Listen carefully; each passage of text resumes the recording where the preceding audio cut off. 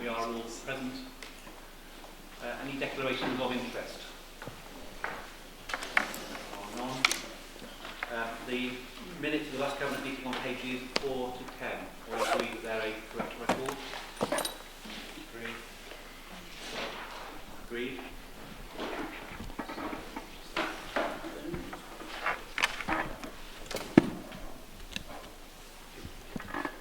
Any matters arising?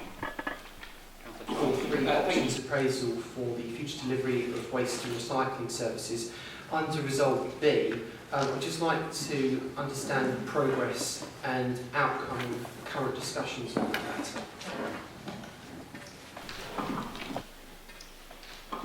Thank you, Chair.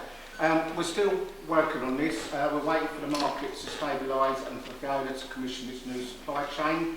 Meanwhile, the Council is continuing to benefit from the new cap rate until June 2016, and we envisage that the current talks will finish by September, which then will be, I'm happy to forward on the outcome of those reports. Great.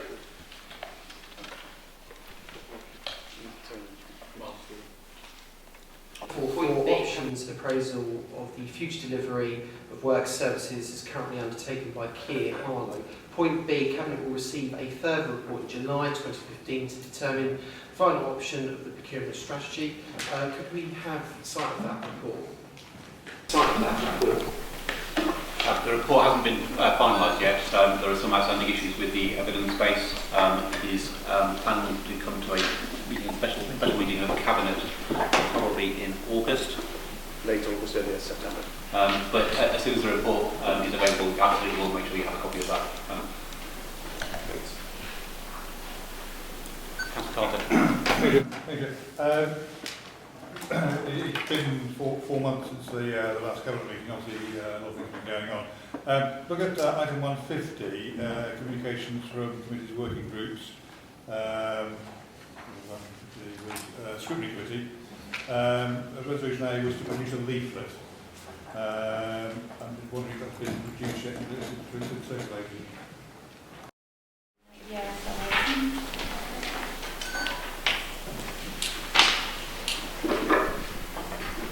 yeah, okay, so sorry, it's in progress. It's still in progress. Currently, when it's been taken, a data analysis is now in post.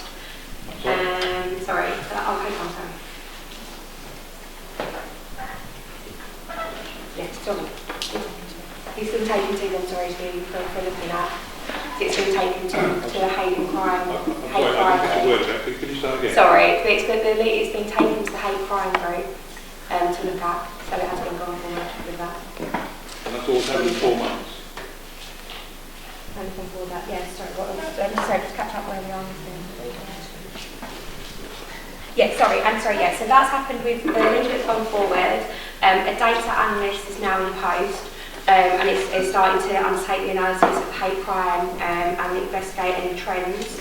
So that's going forward. And we've involved Harlow Arts Trust to explore the possibility of an Anne Frank exhibition in the gallery. And there will be a joint meeting with Scrutiny and Youth Council to discuss that. That's still to be arranged at the moment. Well, I'm not talking about a leaflet. I'm not talking about the Arts Trust or anything. There's a leaflet. The initiative to develop greater understanding of hate crime in Harlow through the production of a leaflet that could be utilised in schools and other public bodies in regular contact with members of the public is approved. So 4 months later, nothing's happened.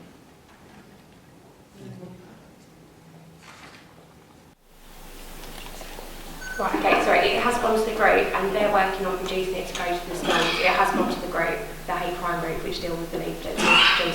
Right. Thank you. Any more matters arising? Hang on. It's item 154 was taken in confidential session about the Rambles covenant release. Again, it's one of these situations where this was delegated to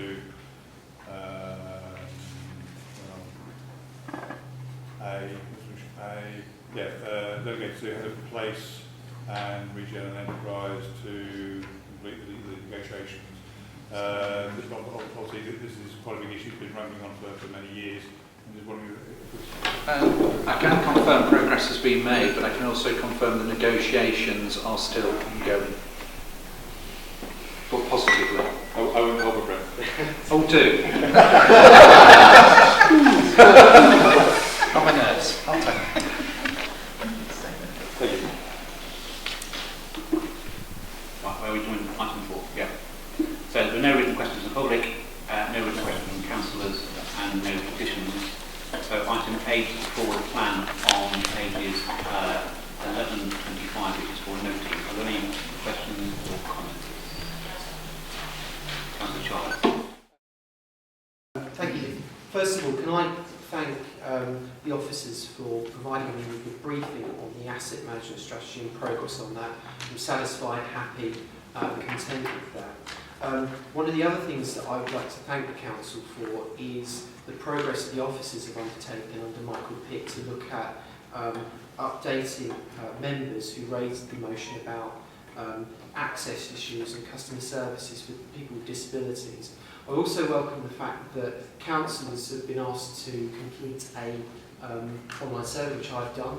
I did 20 of them at work for my induction, so I'm well versed with all these sorts of tests, and I think they're an important mechanism to make sure people understand quality matters and issues and ways of conducting yourself with people with disabilities. So I very much welcome that, and I welcome the fact that actually it's mandatory for staff to fill in those sorts of things. Michael Pitt has been in consultation with Councillor Carter and I about these issues, and I'm very satisfied with the engagement that we're having with the council. So I welcome what they're doing to try and address the issues that all councils are responsible for in terms of the public sector equality duty that all of us in this chamber hold in high regard, because it is people with disabilities do need support and guidance in the council. So I welcome that. The only other matter I wanted to raise, it's been a regular feature of the forward work plan, and I've raised it several times, is the local development strategy. We're very grateful just for an update on where we are with that. Again, it's unallocated. I recognise the issues that we have, not just in Harlow, but across Essex, in terms of the duty to cooperate, but still I would like an update. I want to know where this is going and when we will finally get a realistic timescale to present something to members. So the current state is that the plan leading up to examination in public in 2017 is still in place.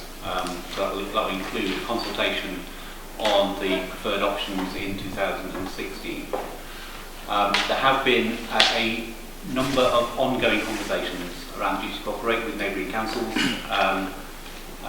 principally with Epping Forest and East Herts, but including Broxbourne, Ruttlesford, several London boroughs and Essex County Council.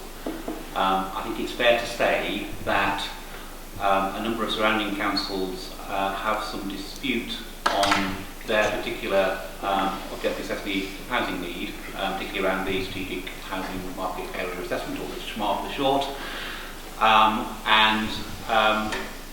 While Harlow has accepted the view about the SMART, the other districts and boroughs haven't. So I have expressed a strong desire that at some point we're going to have to draw a line under the duty to cooperate, recognising it's not a duty to agree, and push forward. So I've made it clear that I would certainly not want to see the planned date moving beyond the current planned date, which is 2017. I'll just note in passing that Epping have moved their date back to 2018. And if there is any way of accelerating that should be done. So the local housing plan panel is meeting shortly. There's a general item later on to appoint the chair of that committee. And I can simply repeat that I express a strong desire that that process is accelerated if at all possible. Unfortunately, a lot of these issues, particularly around duty to cooperate, are outside of Harlow Council's hands. But I do absolutely want to draw a line. We can't keep going round with this loop. Great. Joe? I can't allow the floor plan to go forward without some reference to such reaction, Catherine, such regeneration. I know it wasn't on the March 4 plan because you're doing something with it and incorporating it in something else, but again, it's one of these issues we don't want to lose sight of. I can assure you that we're not losing sight of it. As I said at the last time, there was a delay because actually what we want to do is bundle this up into a package that would be attractive to bring different types of housing for different parts of our community. But certainly it is one of my priorities over the next 12 months to try to resolve that and to work with partners to find a long-term solution. So yes, it will be coming on the forward plan. Thank you. Right, so the board plan is so noted. Right, so item 9, just a note, decision of the portfolio for housing at page 26, agenda, Councillor Carter. The annual report to tenants and leaseholders attached to the appendix A to the report is approved for publication. I'm still waiting for it to be published. It's not downstairs at reception. Copies were available on the tenants forum last night, which was in a suitable form for it, and none of the tenants I've spoken to have seen it either. So, is it going to be published, or are you providing all tenants with iPads so they can read it online?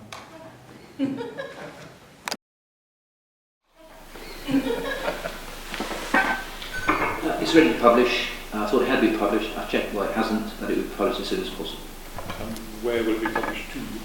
Website, and we also send it to some people in the council, and we'll make it available as background paper, and we'll send it to tenant representatives. And copy available downstairs? Yes, background paper. Downstairs? Yes, background paper. It has actually been published on the website. I did manage to find it eventually, but not much further than that. But time is moving on.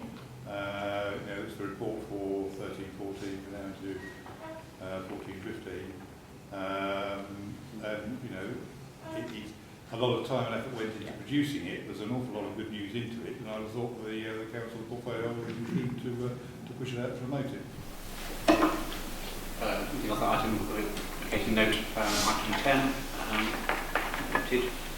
Item 11, appointment of Cabinet Overview Working Group panels and partnership bodies at pages 29 to 30. Any comments or questions on that? No.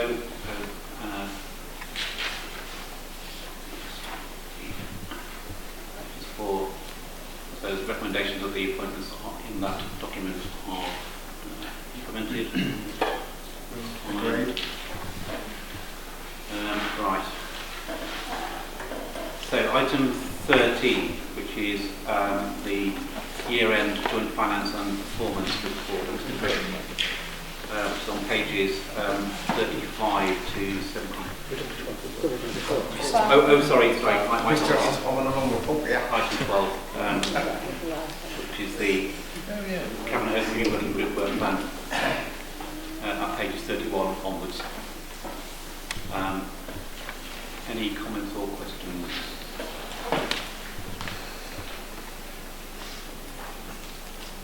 So, no. In that case, we'll agree that that is the work plan for the 2015-16. Right, sorry. Now to item 13, which is the year-end joint finance and performance report. I want to brief remarks before I open it up for questions and comments. It's clear that the council has been under continuing pressures with reducing budgets, but I am quite pleased that there's been steady improvement and good, strong financial management. And for that, my thanks go to the many officers involved, both in the day-to-day management of the council, particularly with the financial management, an underspend of less than 1%, and 90% of the performance indicators are at or above their target levels. I'll address some of the specific performance indicators in a moment. But just on the financial bit, there remains significant risk to the council's finances. Clearly, we don't know what the outcome of the spending review in November is going to be. The sort of more lurid headlines are not encouraging in terms of local government not being one of the ring-fenced areas for public spending, and clearly there is some significant risk of that the already challenging savings that have to be made in the identified in the mid-term financial strategy will get worse. Clearly we'll have to await the outcome of that. You'll see in the report that the reserves have been increased from their recommended minimum level of £2.5 million to about 3.7, and that's partly to reflect that uncertainty around long-term financial planning. In terms of the performance indicators, on page 47, there have been some significant improvements. Obviously, things like abandoned call rates in contact Harlow have been raised at Cabinet in the past. That is now at a reasonable level. I'm not saying that we're going to take our eye off that particular ball, but I continue to monitor the abandoned call rates on a weekly basis, and they're around the sort of 3%, which is a significant improvement over where they were 12 to 18 months ago. However, clearly one of the issues that's identified in the performance management report is around the time to respond to complaints within Contact Harlow. As part of that, we're about to start a fundamental review of the whole customer contact strategy, which will cover a broad area, including things like how we encourage people to use alternative methods of contacting the council, channel shift in the technical jargon, but also how we can provide information so that people don't need to contact the council. But that's an area of will be looked at in some depth. I will leave it there for the moment, but clearly I'm sure there are going to be questions and comments. Thank you. A number of issues arising, you probably imagine. Just to start off with a technical issue, hopefully page 51 can be printed correctly in the minutes so that all the numbers actually align. The way the numbers and the words read doesn't make a great deal of sense, but I persevere. So just on that particular one, apparently it's a feature of the modelling of converting the document into PDF, so I'm acutely aware that some of the columns I'm going to be looking at because I didn't know. Excellent. Moving on to page 61, BB 202, people sleeping rough, on page 62. The way forward, there is the reference to St Mungo's sort of trust that they've been appointed to look after South East Essex. They've been in place for the best part of a year, probably a year in September. So I'm wondering, probably not tonight, whether you can quantify the support provided by St Mungo's as to how many homeless preventions they provided and people they've housed. Bearing in mind that this is the way forward, that you're looking to actually improve that performance indicator. I can actually tell you now that they haven't done anything in the last 9 months. And if you're looking, probably have to be careful what I say, but if you're looking to St Mungo's as a way forward, I think we're going to be disappointed. The main reason, the report does provide a breakdown as to why people are sleeping rough. But the big issue in the last 12 months is the number of East Europeans who no longer eligible for benefits and who won't go home. And they seem quite content to sleep rough. So what we can actually do about that, I don't know. If I can move on to page 70, which is right at the end. Can I just allow Councillor Twin just to make a brief remark on that? Just on the sort of homelessness statistics, I'm acutely aware that it's something that we as a council on all sides and tenants involved and everybody who has a stake in the council needs to keep their eye on and make sure that we're doing everything we can, and also working with external organisations as well to make sure that we have as much of an effective response to this issue as possible, particularly keeping an eye on the different changes to benefit rules and all the rest of it that's going to take place. And so I'd like to take this opportunity to thank those that are involved in the town in homelessness provision, because I think it's very important. Thank you. And thank you, Professor Schroeder. Moving on to page 70 on the carryovers, I assume you've all read pages 70 and 71. If you have, I'll be intrigued as to how you've achieved it. There's a lot of detail in the very small print. If I can refer specifically to election expenses, 15,000 to cover the cost of a by-election. There's a couple of others I'll be referred to. This is to cover the cost of a by-election occurring in 2015-16. So it's not a carryover of unspent commitments, it's a environment from one budget to another in a different year.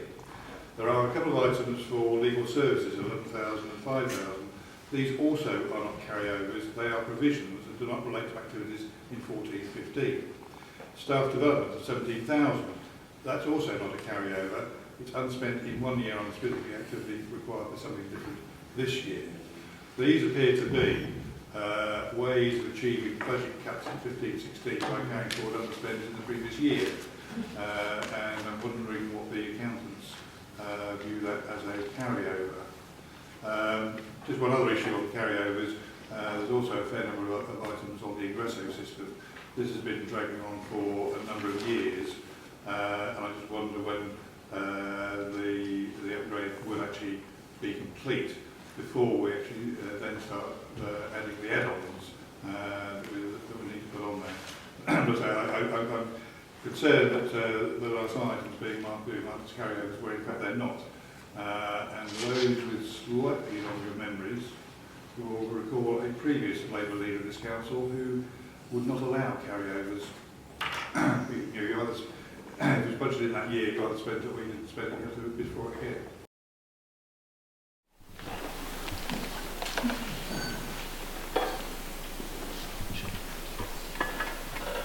We're quite content with what's going on at the moment, Chair.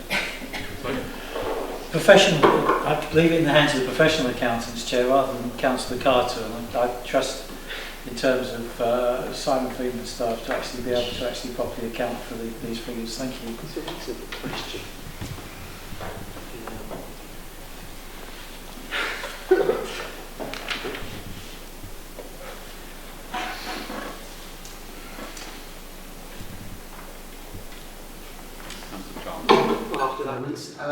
Page 60, the performance indicator in terms of customer complaints responded to within the target time.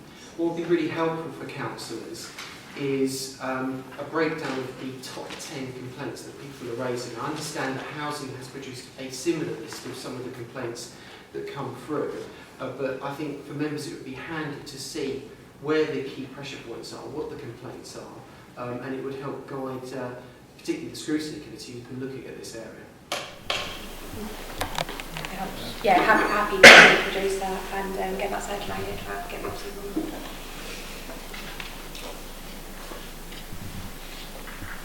Any other questions, comments?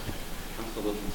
Can I just make a brief comment just to bring some of people's attention on page 58, Kia Harlow JB Cole performance. It does state that Kia Harlow met 81% of its 59 monthly targets. The 81% should read 94. And that needs to be amended, Chair. Thank you.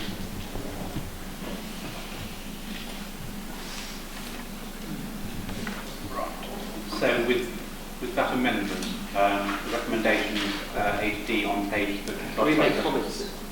We get by bonus. On the overall report, of course, we welcome particularly the targets being achieved in terms of waste. This is something that the Conservative administration brought in and that was bitterly opposed by Labour, and I take great pleasure in bringing that every time because actually the council is performing incredibly well in in comparison with other local authorities, and it was always very disappointing when Labour refused to back what is an excellent scheme and the office's hard work to actually achieve that. What is unacceptable is the way that we deal with complaints. Now, yes, for 3 quarters we were hitting the target, but now we're missing the target again. Again and again, we're told that year on year there is an increase in complaints to this council. Well, that should be a red flag to anyone. Now, I recognise that the leader of this council says that every week he gets a report in terms of the complaints that are coming in. That said, there are serious issues here. We do need to know and understand what are the key areas of complaint that residents are bringing up, and I appreciate the fact that the deputy leader will produce that information.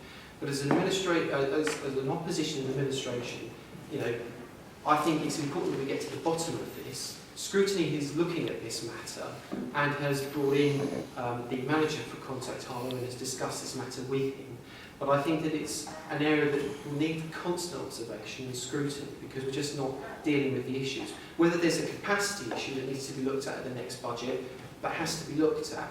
And I would welcome the leader's comments on those sorts of issues and dealing with the capacity problems. One thing I would say is that there have been teething problems, reporting issues in terms of complaints. I think we've all had that. But what I do welcome is the hard work of Lisa in the office, who I find has been very helpful to me in dealing with some of the councillor inquiries that I get an awful lot in Harlow, and she deals with them as best she can. But there's clearly capacity issues there because of the amount of complaints that we're now getting from residents about the services the council provides.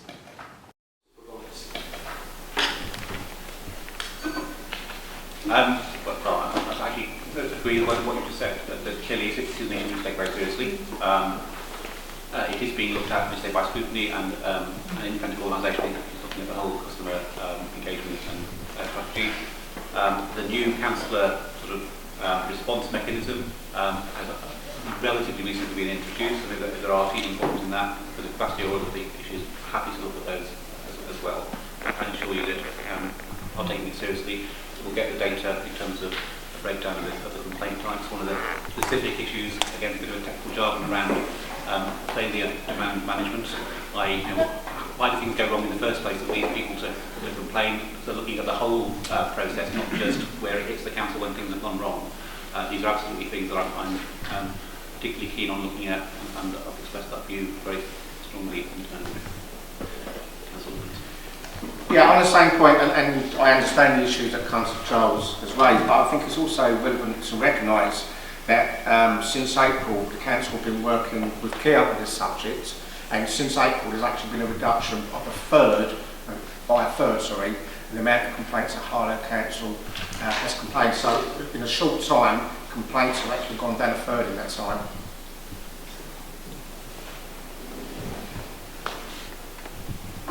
Just a side issue, I have specifically asked for a breakdown of the types, but the specific numbers of complaints. There's a little bit of confusion around the graphs in terms of the period you're talking about, whether they've gone up or down. Actually, in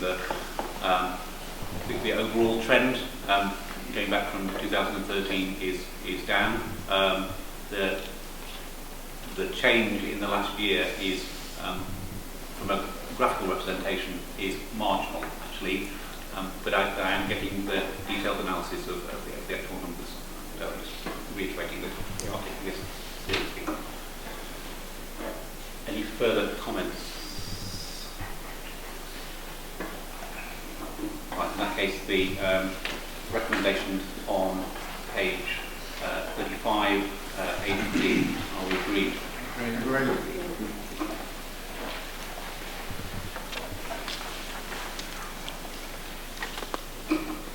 So item 14, the housing revenue account outcome report on pages 73 to 85. Thank you, Chair. Can I please move the recommendations A to D on page 73? This report, a very important report about where we are with the housing revenue account. As members and colleagues and members of the public and tenants will remember, back in 2011 there was cross-party support for self-financing, which is very important in terms of allowing councils to make their own decisions about the housing need within their particular area, charging their own rents and all the rest of it. We've been very successful in developing a decent homes programme, which thankfully we met this year in March.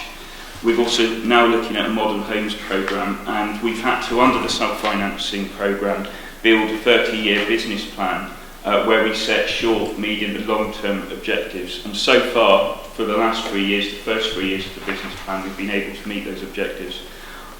I'm concerned with recent announcements from our Chancellor about the future of self-financing in terms of local councils being dictated to about the levels of rents they set and other matters with regards to housing, and this will have a big impact on the future of social housing within local councils. And I would just like to make that point. I think it's very important. Self-financing had cross-party support. That seems to have been taken away recently. And I think it's just very important that we recognise the importance of local councillors, local tenants, local people making decisions over their own housing matters. Yes, Chair, if I could carry on with that. This council was saddled with over £200 million worth of debt, with the promise that it would actually have control over its housing policies. These have actually just been ripped up by George Osborne, and it really is getting quite alarming in terms of being able to actually plan for decent homes, to carry on our building programme with any kind of certainty. And we wait, obviously, the autumn statement, and presume there'll be even more gloom and doom, but we cannot actually start to house people in the public sector. We're getting ripped off with housing benefits by private landlords. £30 billion now goes into housing benefit. Instead of actually building and creating housing, we're going down very much the wrong avenue, and this government seems to not be willing to actually listen to these kinds of requests. Councillor Carter. People willing to before we got through the questions. I do have some Sorry, questions. Chair, I was seconding. I'm a member of the Cabinet and I was seconding this particular item, thank you.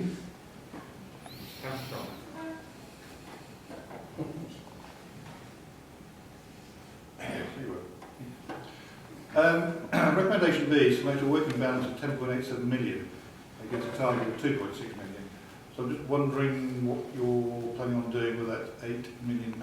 It's quite a lot of rent. It's about a fifth of the annual rent roll. And therefore, was it necessary to have £500,000 of vacancy savings when there was that much cash in the NGRA?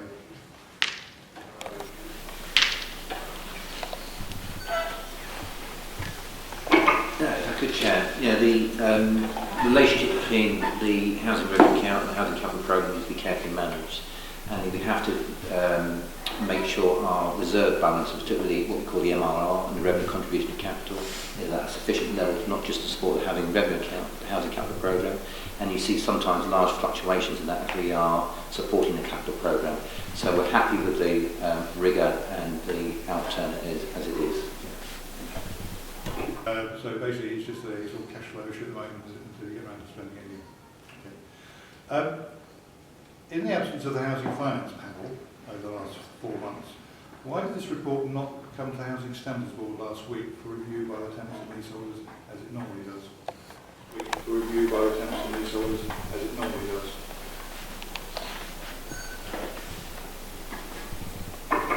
The reason for that, I'm not sure it was ready to come, and we want to make sure that all the figures are in place for that to happen, and we try to do that as well as we can, as best we can, and I see that going forward for that happening through the new arrangements that our Cabinet are recommending to go forward.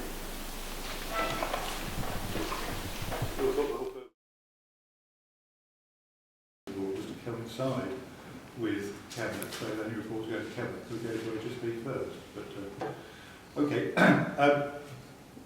moving on to some comments rather than questions on page 82. That's one of the appendices, isn't it? Yeah. Appendix A. So again, it's in the small print. About a third of the way down, there's increased rental income of £107,000 from faster turnaround of void properties down to around 0.5%, where the norm is around 1%. Again, had this come to one of the panels, this would have been picked up and congratulations passed to the various strands of housing and care in achieving such an excellent result. That's the kind of thing that happens with the panels. Also, on that page,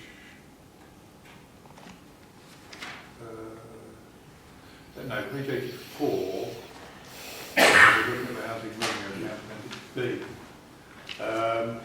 The provision for bad and doubtful debt has been reduced from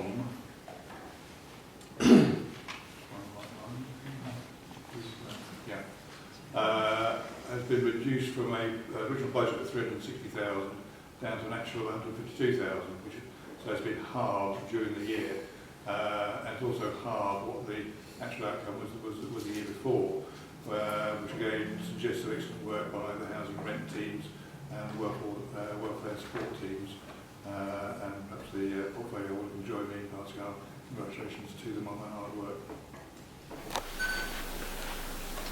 Yes, certainly.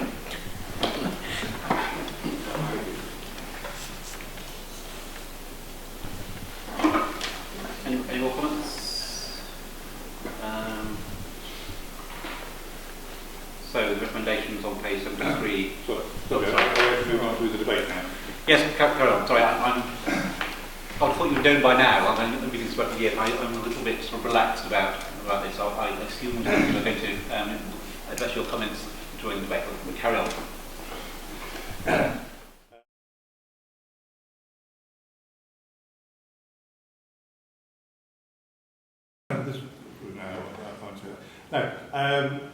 I note the comments from the proposer and seconder about the announcements in the emergency budget with the reduction of 1% in the rents for both local authorities and for social housing.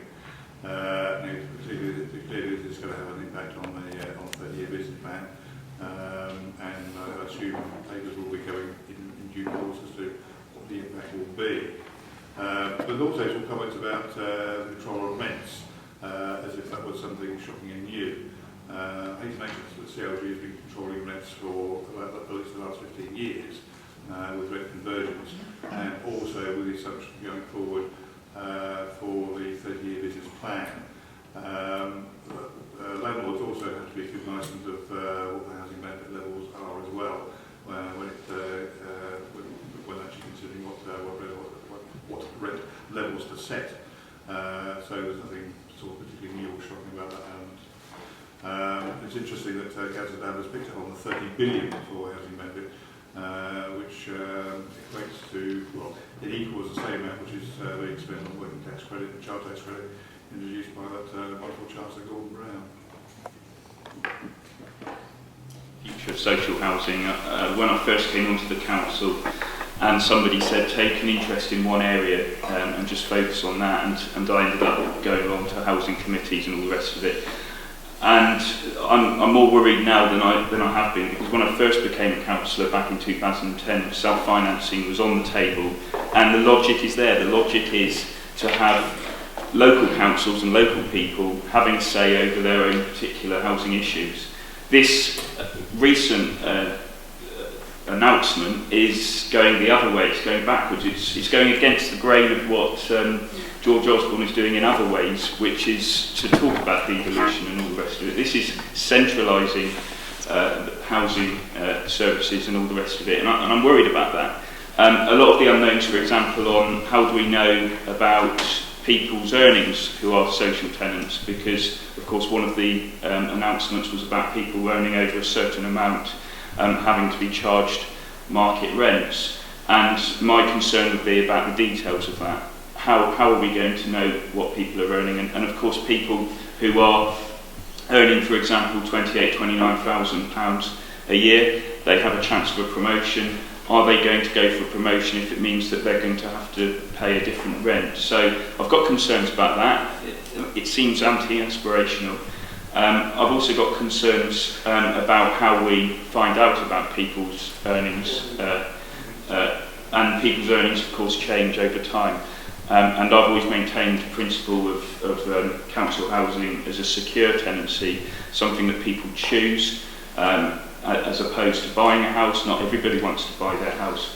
And so I've got very deep concerns about the future of council housing and social housing in this country. And I've said all along that it's not just been the Conservatives who failed with social housing. My own particular party, when they were in power, they also failed in terms of stepping up to the mark, if you like. And I hoped that after the 2015 general election, someone from somewhere would take on the mantle, but sadly that doesn't seem to be happening.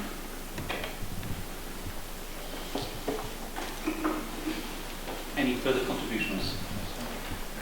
Right, so recommendations A to D on page 73. Are we agreed?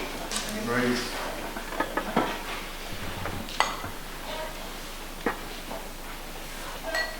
Move on to item 15, the capital programme outcome report on pages 86 to 95. Chair, I'm happy to move recommendations A to D on page 86. Seconded. Any questions?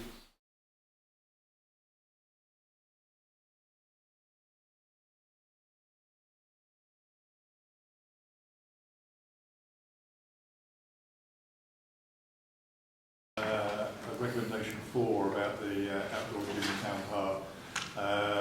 I noticed the council has been tweaking furiously this week to actually promote it, following my example last week.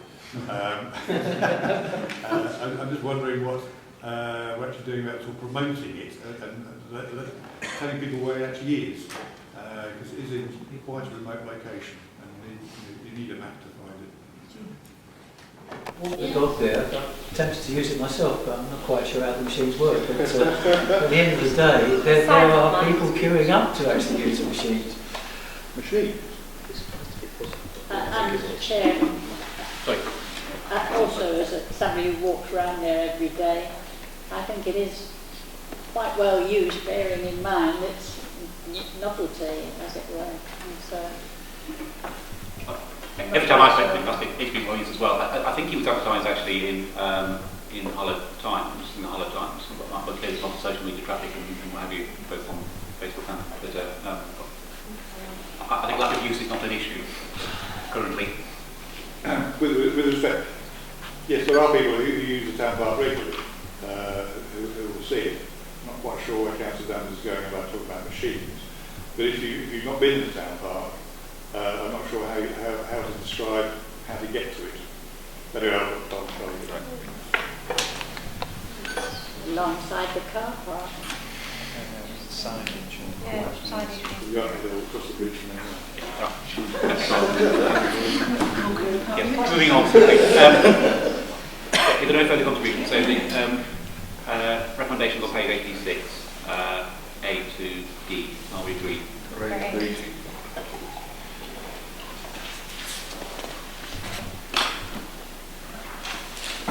So item 16, the Housing Property Service Award of Business Cases, pages 96 to 98. Chair, I'm happy to move the recommendation on page 96. And happy to second the recommendation, Chair. Any questions, comments? So the recommendation on page 96, are we agreed? Agreed.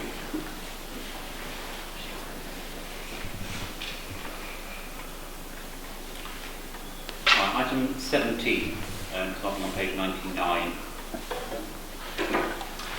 Chair, I'm happy to recommend A to C on page 99. This is an independent report that was commissioned at the 3-year point into our tenant and leaseholder engagement. We're having a 3-year review. I think it's only prudent and right that you have a review on an ongoing basis of how you do things in the council.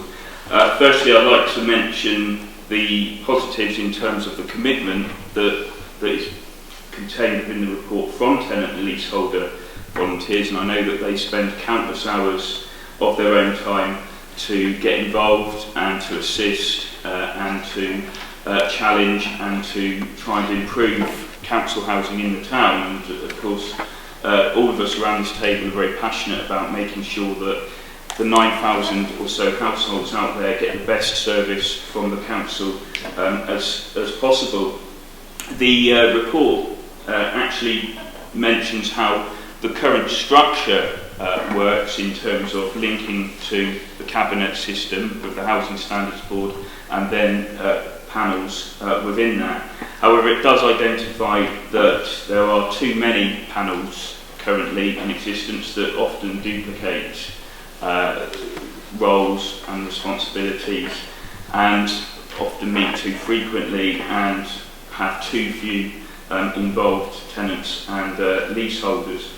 It also does recognise how there has been an adversarial relationship between councillors, tenants and officers, and it does suggest that the current system and structure is no longer working effectively. So there are some proposals that it's recommending, and the first one is to reduce the number of panels, and I think it's really important that we emphasise that we need to have officers who are on the front line working as efficiently as possible, and so reducing the number of panels and making sure that the tenants get specific support in terms of the accountability of the council is very important. Also, this new structure meets the Homes and Community Agency standards. Co-regulation has two strands, which it meets. One of them is to do with customers' service, and one of them is to do with the economics of running a housing service. I'm very conscious as portfolio holder for housing that I have a duty of care to the people within the organisation, as well as to the 9,000 tenants in the town. And because of particular issues that have taken place in terms of behaviours that have been demonstrated, the report recommends that in the short term, officers are going to be chairing the panels for the initial stage until we have some firm terms of reference that have been created. So it recommends as well that we have a more effective and robust performance management system, and we increase staff capacity to deal with these issues, but most importantly establishing those clear terms of reference, and finally suggesting that there's a wider community approach as well that the council can look at. I understand from last week's Housing Standards Board that not all the current tenant representatives support these recommendations, but as I said, this is still within the realms of the Home and Community Agency's co-regulation system. This still has tenant and leaseholders at the heart of the service. It still is going to be making sure that the council is challenged and that the council has an effective process of making sure that people are involved within their housing service. And within the actual report there are many suggestions of how we can improve, and certainly I'd like the council to work with tenants and leaseholders over the next few months to look at some of the areas that we can improve. So under Appendix 4 in the report from the independent report, there's many different aspects, for example involving young people, and of course we now are in a position where people don't necessarily want to come to meetings, and we can have a look at other approaches in terms of getting customers and tenants and leaseholders involved. So, Chair, I'd like to recommend the recommendations A to C on page 99. Seconded, Chair. Any questions? Right. Oh, sorry. Thank you. Turning to the recommendations in paragraph 17 of the agenda paper, there's a distinct lack of deadlines to any of this. It refers to a short-term realignment. When does that start and when does that finish? How quickly and how soon will the new panels meet?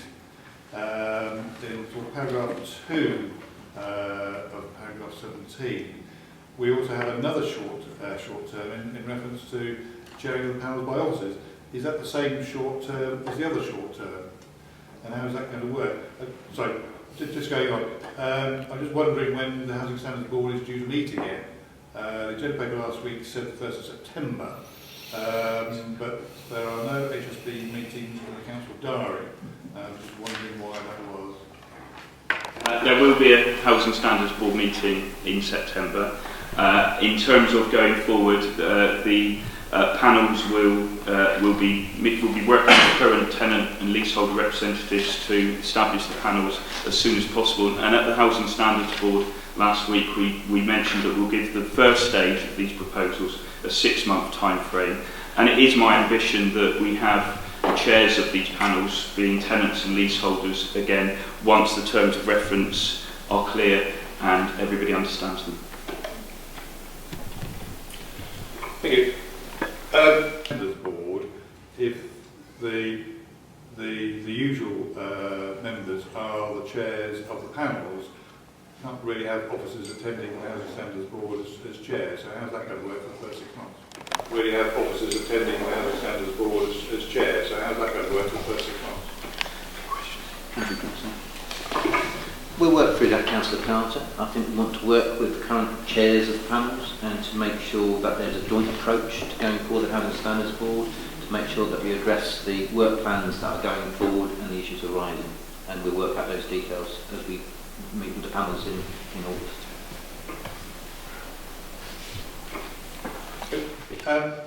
Also, I assume that the panel meetings are going to be open meetings. We're talking about the review of community engagement. It's just that it's interesting that the leaseholder panel is shown to be an open meeting, but the environment panel, which sort of runs alongside, was actually created out of the housing panels, is shown as a closed meeting. So I just want to clarify that they will be open and they will be accessible to all.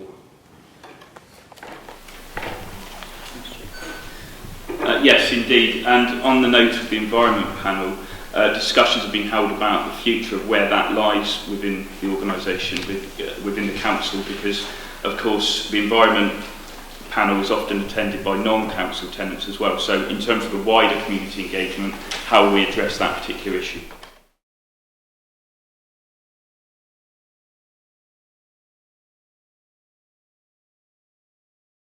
Depoliticise the panels by removing councillors. When I asked for evidence of this last week, answers came there none. The author of the report, who was actually at the Housing Standards Board, could not recall specific examples of where there had been political debate or comment or whatever going on in the meetings. And this is quite important because obviously it's one of the key changes being proposed. So how do we know it was actually councillors making political comments and not the representatives? At the report review meeting with the representatives a couple of weeks ago, none of them could recall any politicisation. So where is the evidence, where's the evidence to prevent councillors being members or attending, bearing in mind that we all have the right to attend all meetings?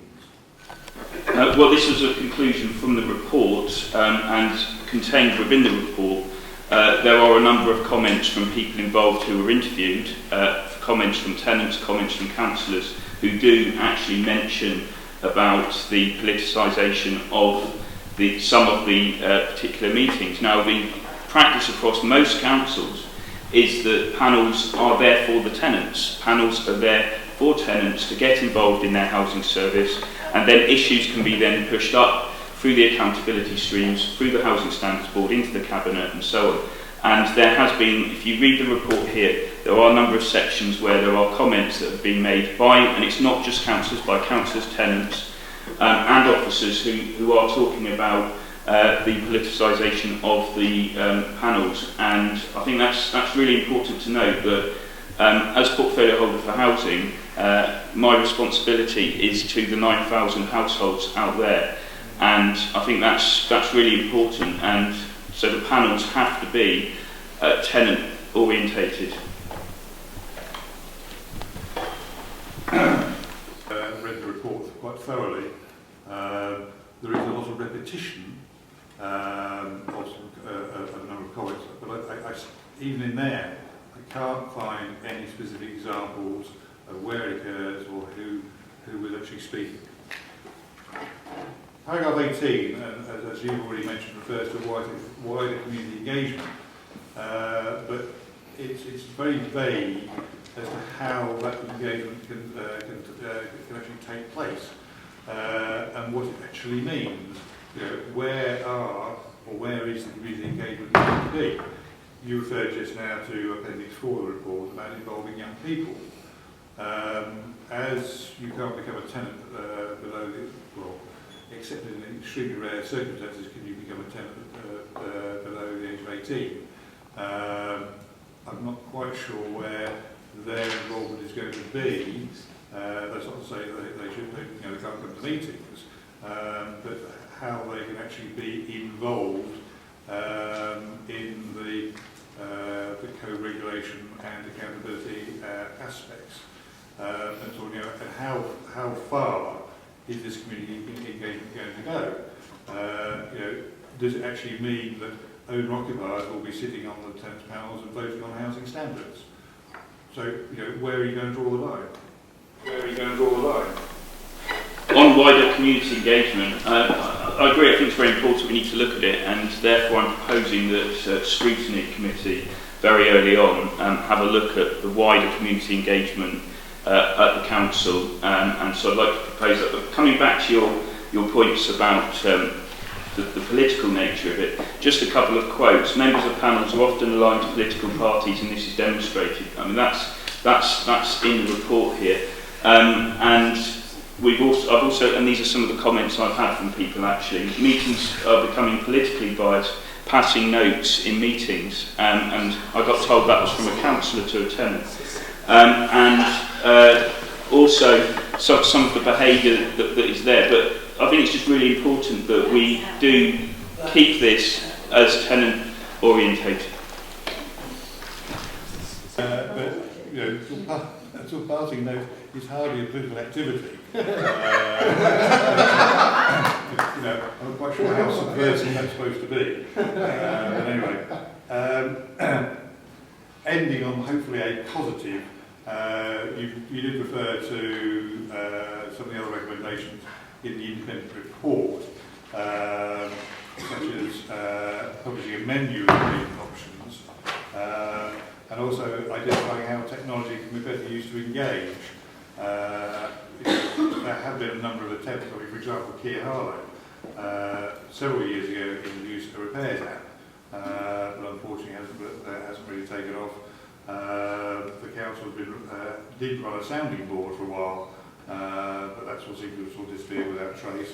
And sadly, with the actual report itself, the author report did email or invite email comments from various people. Sadly, nobody replied. So I think we've got some way. Waste the time. So I think we've got some way to go on that. Waste the time. So I think we've got some way to go on that.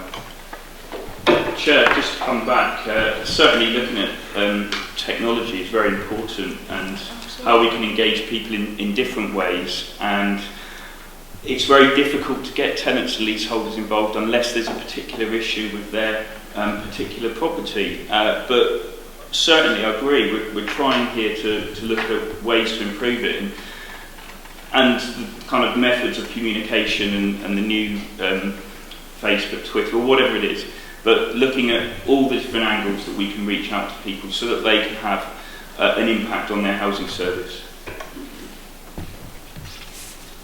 No more questions.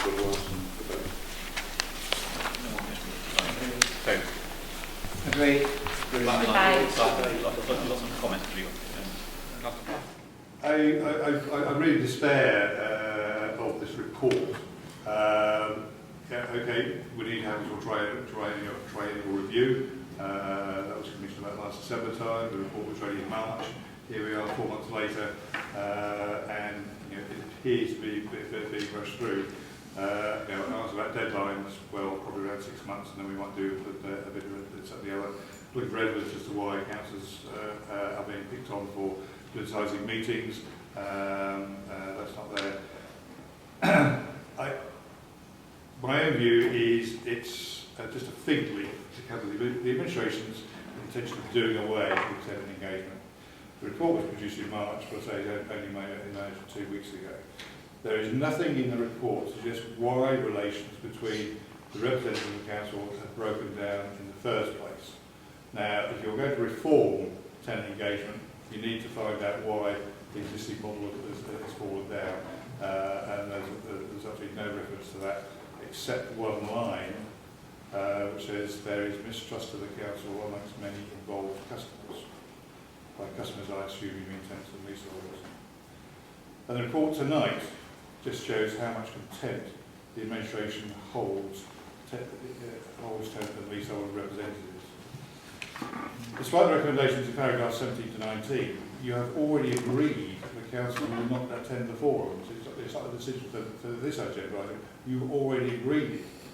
If you look at the very last line, or very last paragraph on page 30 of tonight's agenda, appointments of panels, etc., the very last sentence says, housing standards panels will not have council representatives in 15-16. So that's already been decided. And if I refer you to the final sentence of the report before you tonight, paragraph 21, page 102.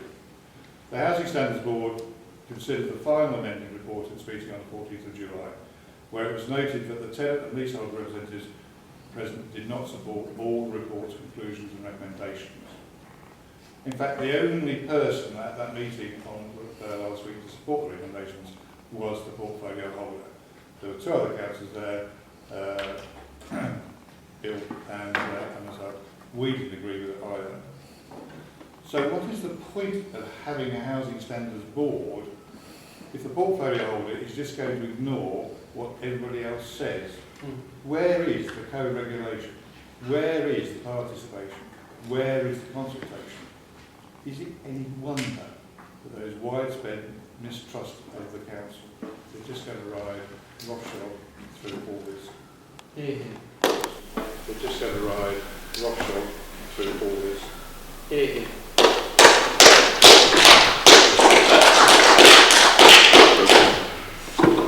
Clearly I'm disappointed with Councillor Carter, but in all fairness not surprised, because he's always had a negative attitude when it comes to independence and impartiality. At the end of the day, with respect, at the end of the day, this is an independent commissioned report. It was taken by independent people, it listened to people independently, it took views from people independently, and they have come up with independent recommendations. If this Tory group is now saying that they are disregarding the independency of this, then I think it's a sad indictment of your policies. Can I also say I think it's actually a brave and positive step that we as councillors are accepting independent criticism about how we managed and how we possibly ran those services. And I think it's a mature council that is prepared to listen to an independent review, take note of that independent review, and make sure that we get it right for the rest of our community. So I would like to place on record my congratulations to the panel who made this, and I welcome the work that the portfolio holder is doing on this matter. Chair.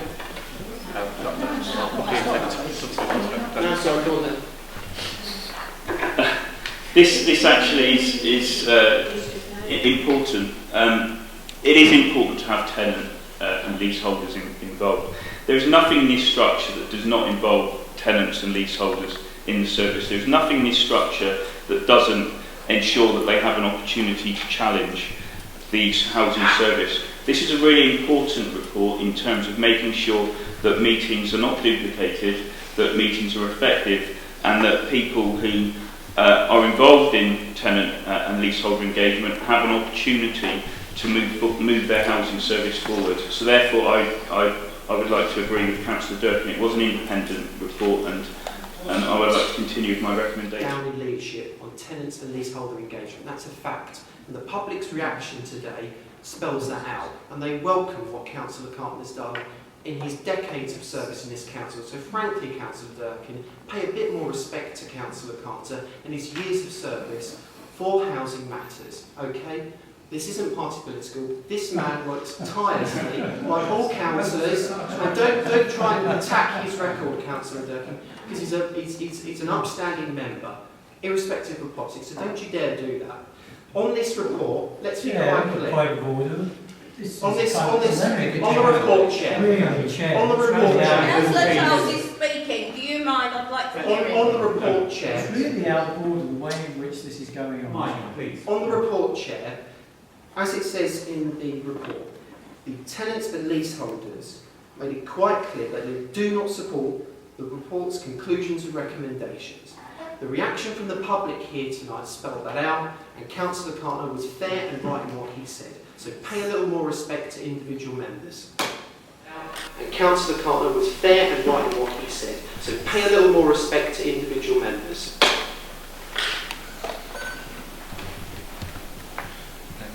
Wow.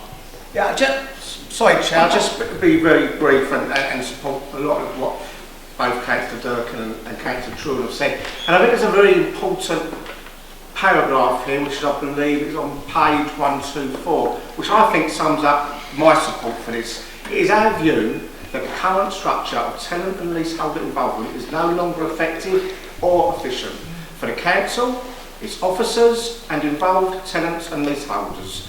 Tensions are evident between involved customers and officers. There are too few involved customers and only limited initiative engagement opportunities. What we've got here is an independent report that tries to address that kind of issue, that opens that kind of initiative up.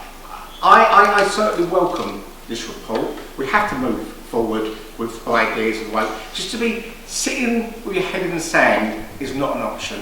If there is an option of moving forward and to improve the way we engage with tenants and leaseholders, and I welcome the fact what Councillor Trun said about overall community engagement and taking that to a different committee to look at. I think that's a welcome opportunity.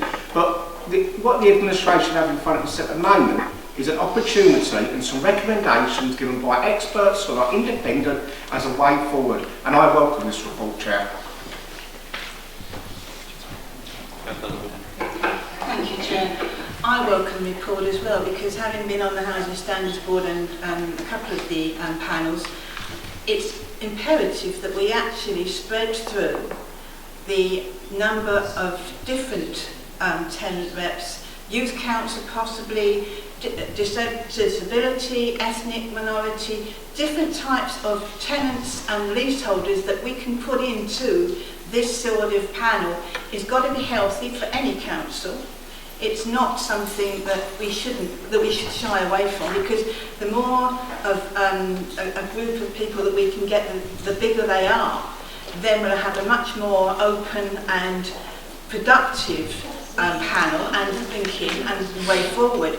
And that takes the load off the amount of tenant leaseholders that we've got right now that are doing a lot of the panels themselves, because no one else is coming onto them. This is one way of committing ourselves to the 9,000 tenants and leaseholders that we've got in this town, and making sure that we have a vast majority of people from all different situations in the town that can get together and form these panels and make sure that the council is committed and productive in its residents, community and resident forum structures, so that we go forward together with officers, with the councillors on the Housing Standard Board, scrutiny, etc. Because that's what we're in the name of, treating people in the town with respect, and councillors and the residents, etc. So I think this is an extremely useful way forward from an independent body that hasn't got any system that they are going to sway one way or the other. They're totally independent. Housing's not very much, and I'll willingly admit that. But I have to say, the point of order for me is, and I don't know the ins and outs of this, is what has happened to elected members by the public of Harlow not being allowed to go to a meeting in this council? Again, just to say that this was an independent report. It gives some suggestions of ways forward for tenant and leaseholder engagement. I just want to pick Councillor Carter up on one issue about where he mentions contempt for tenants. I'm actually proud to be portfolio holder for housing. I think it's a very important role, and I take the role very seriously. I grew up in a council house. I'm not able to access council housing, and I think it's very important that council housing is expanded. I know the value of council housing, so for me to have contempt for people who are residents in council housing, I think is not true. I agree with Councillor Holcombe. I think the whole issue is trying to get more people involved, and it's to try and get as many, not just the same people, not just the same 4 or 5 people involved. We need to get as many people involved in their service as possible. And at the end of the day, what we're trying to do here as a council is to make it better for the people out there. And this report hopefully will try and extend tenant and leaseholder engagement, and therefore I recommend A to C.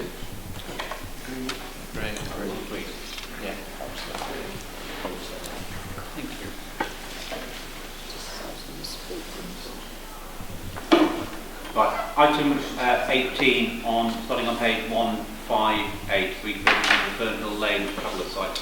Move that, Chair. Seconded. I think if I take questions and then I'll maybe respond in comments afterwards. Any questions? Residents that live near the Fernhill area, i.e. Gibcroft, Sidmouth Green and Lodge Hall, have been consulted about this measure. In the 4 months or third of a year since the last Cabinet met, what other options have been looked at in terms of dealing with the capacity issues for travellers in the town pitch provision? We have explored a number of options, looking at things such as transit sites and different things. We have tried to reach out with Essex to try and push to other authorities, because as we know, Harlow, we've got a pretty good reputation of upholding our responsibility, but unfortunately our neighbouring districts often don't, and we're trying to be pushed out to try and make sure that happens further. But at the current point in time, we don't feel that it's appropriate when looking at a new transit site and whatnot, and maybe that's something that we'd look at in the plan, but we'd be keen for our neighbours to feel their things. So this is what we've done. I'm just concerned as to whether we're actually getting value for money for this contract. It's about £41,000 to rebuild a plot. The land is already there. The plots aren't terribly large. The services are already laid in. So where £41,000 goes, a bit of a loss to understand. And even just refurbishing one is £14,000, which I suspect is all just to relay some concrete and the road. Presumably this has been out for competitive tender, and presumably Essex County Council are quite happy with the figures as well. We will feed that into them. It will be them and their responsibility within the tendering. This is what, between us and Essex, we believe will be the cost to put forward to get the grant.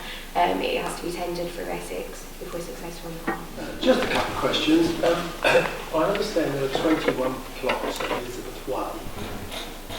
I understand these residents pay council tax on all bills. How many of the 21 sites are occupied, and what is the sort of turnover there? Thank you. Sorry. It's currently full, and it has been for quite a while. I don't believe there is a big turnover with that currently. It has been very static. That we will see some. I'll get the exact information to you, but I know currently the site is completely full. Potentially there are 24 plots at Fernhill, and from the reports I read there are 2 in good order, 10 need repairs, and 12 are derelict and need a lot of work. I understand also there are 30 families waiting for these. Why, after all these years, have we allowed these 12 to be derelict? Why haven't they been dealt with? At the moment, also, how many of the potential 24 are occupied? Who do we have on our waiting list? Are these people known to us? Are they residents somewhere? Are they willing to move to these sites if we get them refurbished? And one of the other questions is that if they are willing to go to the site, will the existing tenants... The site, both sites, but in particular Fern Hill, is owned and managed by Essex County Council and has been for a number of years. It has been an issue that it's been derelict for so long. It shouldn't have been left so long, and I think obviously the issue we had past 18 months with illegal encampments pushed our hand to feel we really needed to be in a place to push to make sure these weren't derelict anymore and that something was being done. I think we felt that we were pushed to do that. I'm not quite sure why it's been left so long. Essex don't seem to have a response so much on why it's been left so long. The waiting list is all with Essex, it's all done through Essex. There are obviously families that are interested in plots in this area. And that would be down to Essex obviously to go through. It will still, the land and the plots will still be managed and still be the responsibility of Essex County Council, and it will be down to them to decide who is allocated, and with that, and obviously work, but we're keen to work with Essex to try and make this a smooth transition. Thank you, Mr. Chairman. Councillor Toll mentioned in her opening, unless I heard her wrong, you were actually considering going forward in the future a transit site. I hope you realise that, and I'm sure you do, so forgive me, this is not meant to be impertinent, that a transit site would be one transit site and it would be for all of Essex. So why would you consider it in Harlow? It is something we're trying to push Essex. They say they've got no authority to try and enforce it within the districts, which is where the problem lies about how do they enforce across districts that everyone pulls their weight, and that we have a transit site in Essex, as you said, to try and alleviate some of the problems that us and other places like Thurrock and Southend have encountered recently. Any further questions? Comments? It's been an interesting week, particularly as Councillor Carter and I, when we first received the Cabinet reports, it was interesting that this report was buried at page 158 of a 202-page document. Interesting, may not wanted members to see what was in the detail, but we read every report. Equally, it was interesting the timing of the press release that was issued by Harlow Council. What was interesting, that Harlow Star left at the bottom of that press release that the statement was supposed to be issued on today's date, but was rushed out all of a sudden. Maybe it was because there was a flurry of inquiries, not just from the Harlow Star, but from members, opposition members as well, and a number of questions that we have raised on this report. Ultimately, when you look at the report on page 158, there are serious questions that need to be answered. As we've just discovered, the council wants to spend $70,000 to match fund what Essex plans to do, but they haven't consulted the residents that live in the locality about their council taxpayers' money, that $70,000 that Harlow Council wants to use to refurbish these derelict pitches. They haven't consulted residents that live in that locality. Now, social media has exploded about this issue, and Councillor Carter has fielded questions from residents, and so have I, about this matter, and people are deeply alarmed that the council is rushing this through. We've also heard from Councillor Toll that they've looked at one single other option, a transit site. This is a wider discussion that Essex is having about dealing with gypsy and traveller provision, which is the right thing to do, to look at the provision across Essex. And when you look at the pitch provisions of all the smaller councils that combine the Essex County Council, Harlow sits in a very strong position, middle of the table almost, in terms of its pitch provision, in comparison to larger district borough councils that have a smaller pitch provision. So we're already punching above our weight. Equally, what I find alarming is that since the last Cabinet meeting, over 4 months ago, again a third of the year, the only two options that this council briefly looked at is to have a kind of a discussion about transits, and then look at this option to bring 12 derelict pitches into line. Now, what I've discovered tonight, thanks to an email from officers, is that the council has already spent on dealing with illegal encampments in terms of the clear up and the legal bill, now 91,000. Add the 70,000 that they plan to spend, that comes to 161,000. Now that could afford to build a new council home, because the average cost of council new build is 134,000. So there's a question of priorities here, and housing is one of the biggest priorities. And I think that members should have been given the opportunity in the length of time that we've had before the hearing on the full injunction that's going to be held in August. There should have been plenty of time, not just for the Cabinet to rush through a paper, but for members to understand and debate this issue and come up with options themselves. Where is the democratic accountability? Where is the transparency? And where is the consultation with residents? There hasn't been. And we're just rushing this through before we come to the discussions, legal discussions on the full injunction. Now, if we take the discussion on the full injunction, I noticed in Councillor Tall's comments in the press that this would contribute to our legal attempts to get a full injunction. It isn't the silver bullet that actually is going to win us the case. We've already secured the interim injunction because we displayed the amount of picture provision we already have in comparison with other local authorities. It's not the silver bullet. It's clearly not the silver bullet to solve this solution. Ultimately, this is a question of accountability and transparency. Residents haven't been given an opportunity to discuss this matter, and councillors have just been fired Rochester over, and the Cabinet's just making this decision. I'm deeply alarmed. This isn't a priority for residents. Our priority, yes, of course, is to support the campaign for a full injunction, but this isn't the solution. There's clearly misunderstanding about a number of issues about planning law to start with. So the first thing to say is that an Essex-wide study was done to provide a number for the objectively assessed need for travel provision across Essex. We referred to the local plan and the timetable for that earlier on in this meeting. Recently, Malden's local plan was thrown out for inspection in public on the sole basis of not making travel provision against objectively assessed need.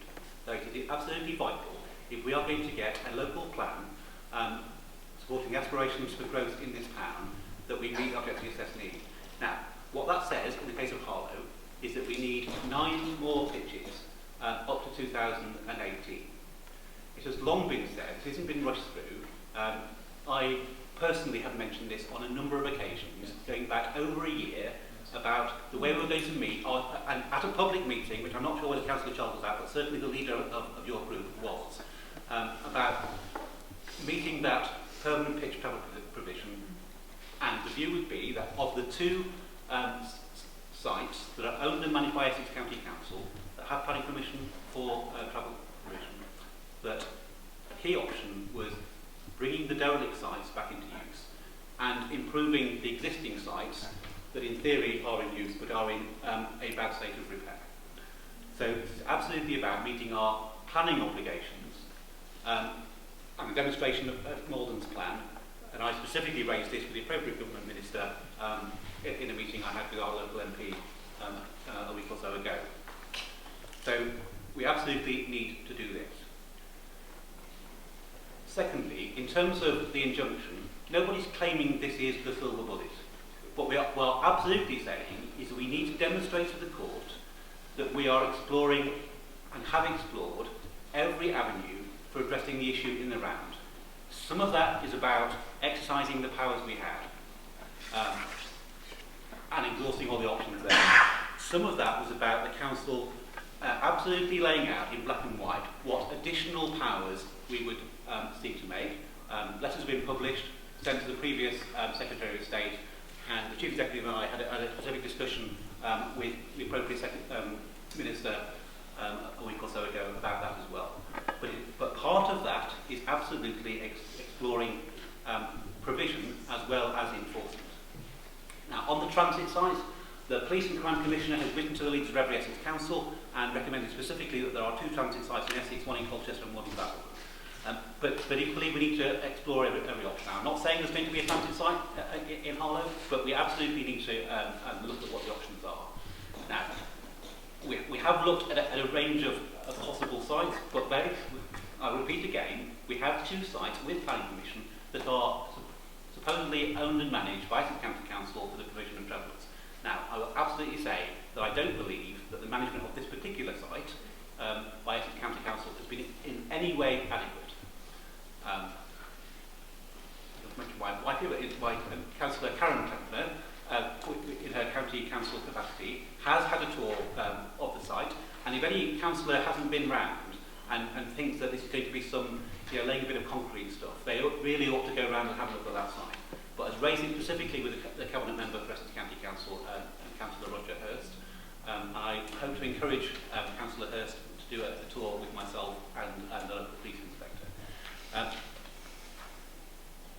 So, talk about the planning, I talked about the injunction. Now, in terms of the impact on local residents, absolutely, I'm acutely aware that partly because of the management by Essex County Council, or rather lack of appropriate management, that has caused issues with local residents in and around the area.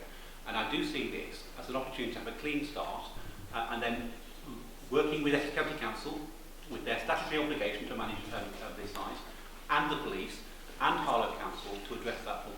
But it is addressing all the issues in the round. And if we are going to go back to the court, and it's not August, by the way, I mean, it might be September, October. If we are going to go back to the court, we have to demonstrate that in addition to the thousands of pages of evidence and thousands of photographs that were submitted before the court, that we have explored every option, both in terms of enforcement and provision. And this is one piece of that jigsaw. Not a silver bullet, no one telling it is, but it is absolutely an essential piece of that jigsaw. So, as the Cabinet Member for Regeneration Enterprise, can I concur with most of what you've actually said, Chair? Because actually the group have been looking for a period of time to see how we could find a suitable and sustainable site that is required by the Council to bring into use. It is therefore quite sensible and logical that we actually looked at the pre-existing sites to see what could be done. And actually, if you go back to history, the idea is Essex County Council built that site to accommodate a further growth in that particular area. But it was Essex County Council, for whatever reason, decided that they didn't need to go down that further, so therefore they did not increase the site. As a local resident in there, in quite close to this area, I know the hostility, I know the anger, and I know the anguish that has been taking place in relation to the breakdown between the two communities that should coexist in this particular area. So actually, this is, I believe, a brave and courageous move for a fresh start.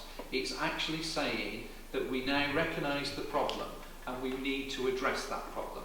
And we need to do that in a mature and effective way that includes all partners, but this has to be led and this has to be controlled and this has to be run by Essex County Council. What we are trying to do is open the opportunity for Essex to look at this, to explore this, and to find a suitable, safe and long-term solution that is mutually beneficial to the travelling community, but also for the wider community in that particular area.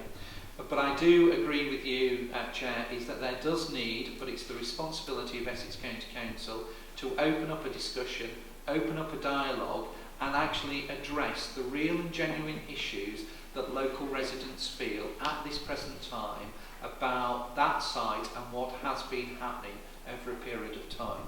But actually Harlow Council should be proud of standing up and saying we want to try to do something about it, rather than just trying to hide away and pretend it's not going to happen. Because we've got to find a solution to this, and I welcome the recommendation made by the Cabinet Member. Are there any further contributions?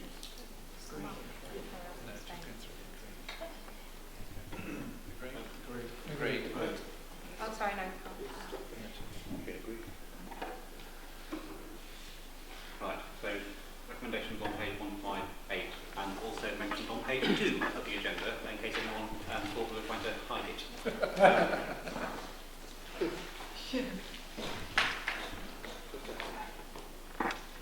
Right, moving on to item 19A, the annual governance, referral from Ordnance Science Committee, annual governance statement on page 162. I'd move this, Chair.